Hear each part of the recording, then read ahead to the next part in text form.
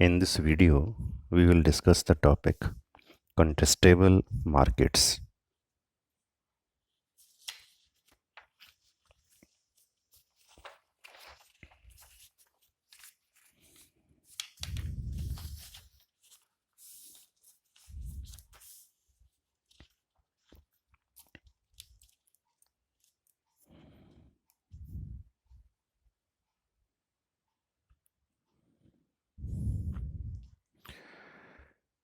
And it is given by W. J. Baumol. W. J. Baumol, William Jack Baumol, was professor of economics at New York University and professor emeritus at Princeton University in USA. He was the author of more than 80 books in economics. इन्होंने एक article लिखा था contestable markets and uprising in the theory of industrial structure. उसमें इन्होंने जो point दिया है contestable market का,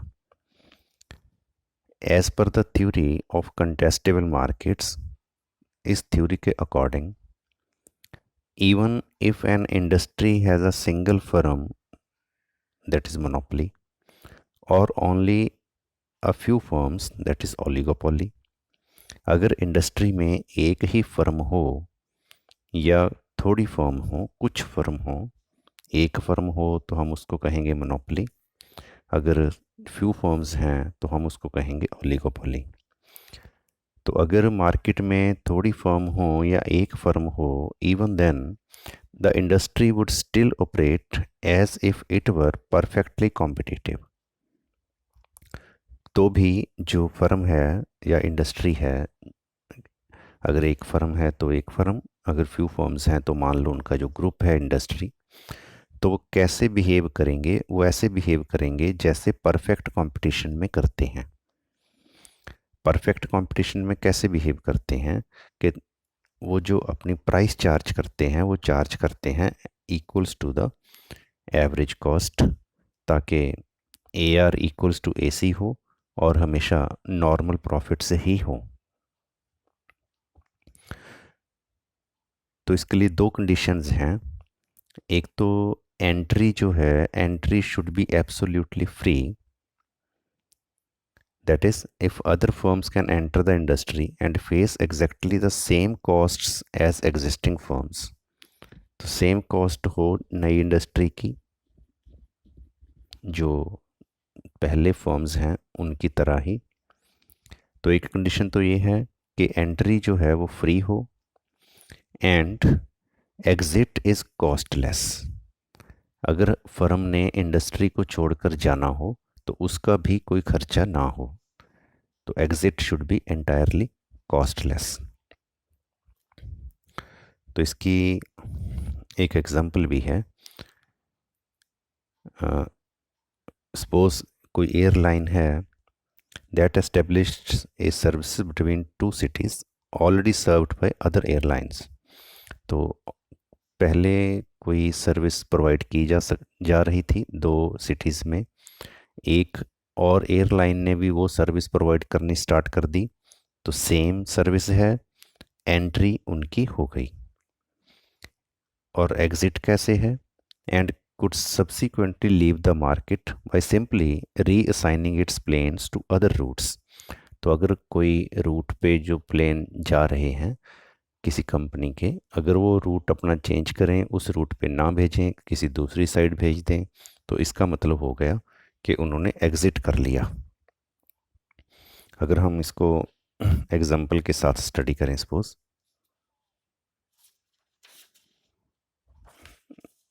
जैसे मान लो Delhi to Bombay, suppose 6 flights हैं जो जाती हैं दिल्ली टू बॉम्बे, एक और फ्लाइट है उसने भी अपना रूट ये बना लिया दिल्ली टू बॉम्बे, तो इट मीन्स इस फ्लाइट की एंट्री हो गई इस इंडस्ट्री में, इस फर्म की एंट्री हो गई इस इंडस्ट्री में। और अगर मान लो अब ये 5 फर्म्स ही भेजती हैं, एक फर्म ने अपना विदड्रॉ कर लिया ये रूट, तो इट मीन्स एक फर्म एग्जिट कर गई इस रूट में से और इस इंडस्ट्री में से। तो हमारी कंडीशन क्या है? हमारी कंडीशन है कि अगर मान लो एक ही फर्म हो या फ्यू फर्म्स हों, तो मोनोपोली होने के बावजूद भी, ओलिगोपोली होने के बावजूद भी, ये बिहेव करते हैं like perfect competition. Perfect competition की तरह ये बिहेव करते हैं। कब बिहेव करते हैं? दो उसकी कंडीशंस हैं। एक है कि जो एंट्री है वो फ्री हो और जो एग्ज़िट है वो इंटायरली कॉस्टलेस हो। तो इस पॉइंट को हम डायग्रामेटिकली एक्सप्लेन कर सकते हैं।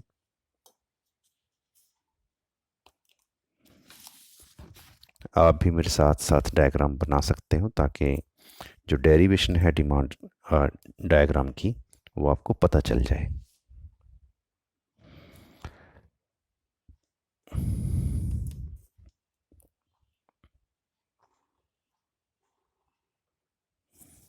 These are the axes.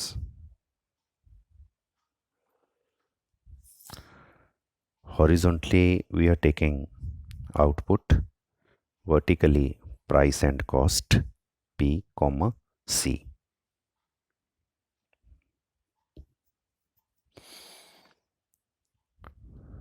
Now suppose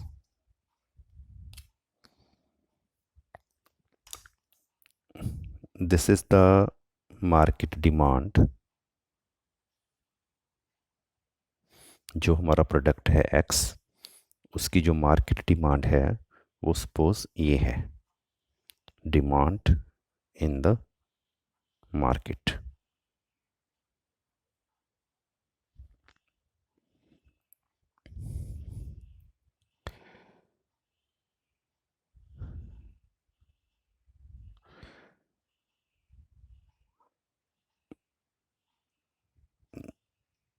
suppose जो फर्म्स हैं उनकी जो डिमांड है, प्राइस है, जो प्राइस मान लो है P1, जिसको हम कहते हैं AR,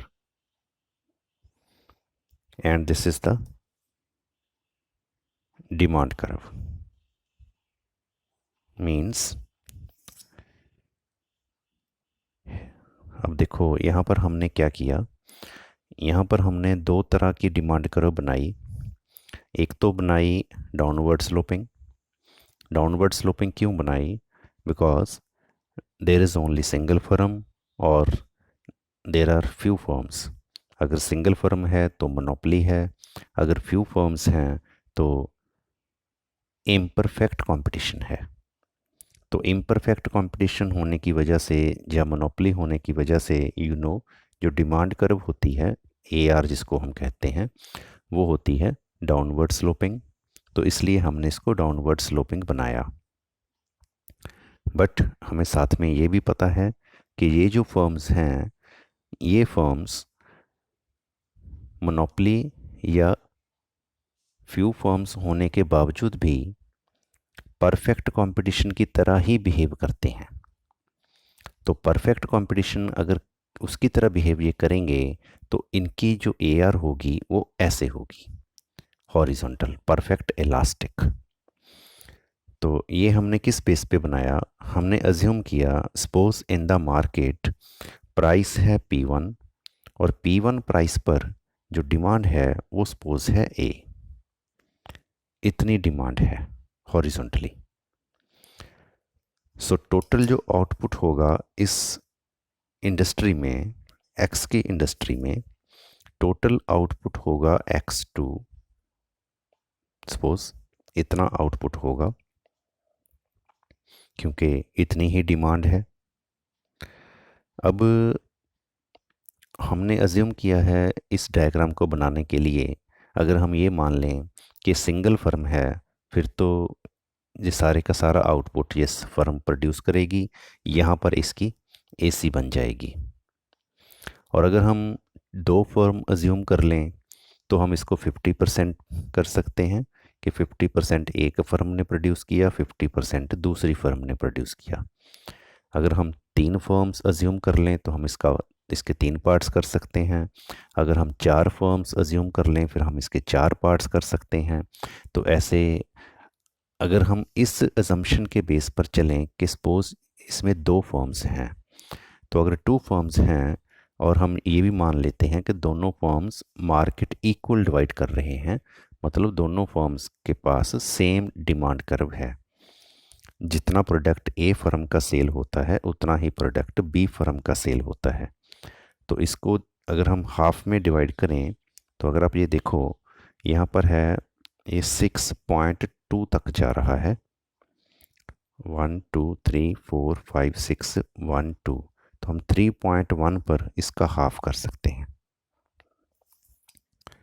it means this amount, or you can say this much amount, this will be served by firm A and this amount will be served by firm B। अगर 2 markets हैं तो 50% एक मार्केट सर्व करेगी, supply करेगी market में output, 50% दूसरी firm supply करेगी। और हम क्या शो करना चाहते हैं कि 2 फर्म्स हैं फिर भी ये परफेक्ट कंपटीशन की तरह बिहेव कर रहे हैं। परफेक्ट कंपटीशन की तरह अगर ये बिहेव कर रहे हैं, इट मीन्स इनके सुपर नॉर्मल प्रॉफिट्स नहीं हैं, इनके सिर्फ नॉर्मल प्रॉफिट्स हैं। तो नॉर्मल प्रॉफिट्स अगर हम शो करना चाहते हैं, एंड ये अगर हमने बनाई प्राइस है, AR है, क्योंकि ये सुपर परफेक्ट कंपटीशन है, इसलिए हम यहाँ पर बनाएंगे AC। This is suppose AC। तो इसके मिनिमम पॉइंट से हम निकाल लेंगे MC। तो अब अगर हम कंपेयर करें AR एंड AC को, इक्विलिब्रियम तो बन गया यहाँ पर, क्योंकि यही AR है अगर ये परफेक्ट कंपटीशन की तरह बिहेव कर रहे हैं, यही MR है। तो MR इक्वल्स टू MC, MC cuts MR from below, ये इक्विलिब्रियम बन गया।